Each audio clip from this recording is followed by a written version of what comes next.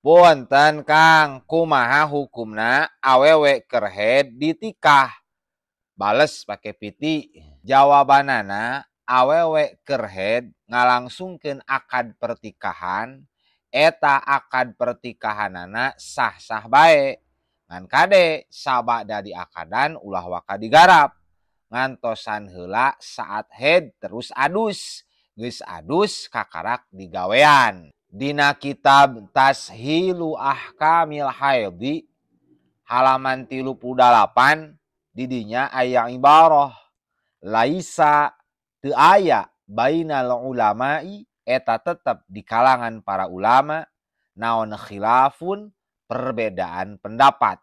Hartina sepakat para ulama fi annal haidho dina sanyana istri anu keur haid eta yasihu sah naon nikahuha ngalangsungkeun akad pertikahanana ieu si haid.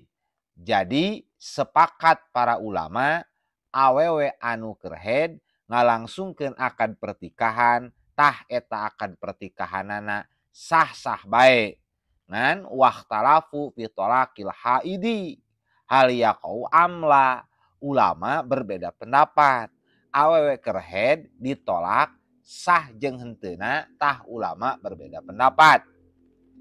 Pendapat pertama mah pendapat jumhur ulama di kalangan Ahnaf alias madhab Hanafi, kalangan Malikiyah, kalangan Syafi'iyah mengatakan bi anna tolako yaqau.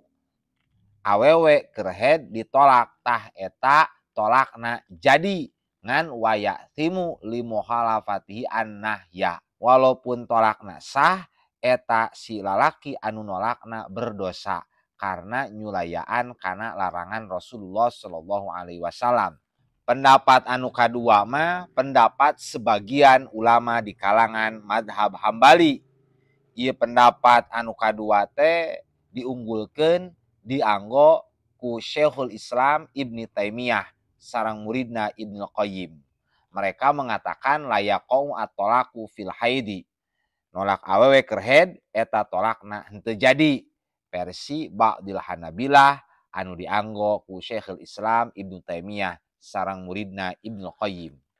Pendapat anu rajih, pendapat anu unggul mah adalah pendapat jumhur ulama Malikiyah, Hanafiyah, sareng Syafi'iyah. Mereka mengatakan inna tolako yaqa'u fil haidi. Sanyana nolak awewe, nolak pamajikan nalika keur haid eta tolakna yaqa'u alias jadi alias sah-sah bae. Ngan wayasimu al mutlak eta si jalma anu nolakna berdosa. Sabab karunya bakal panjang masa idahna eta awewe. Wallahu a'lam bishawab.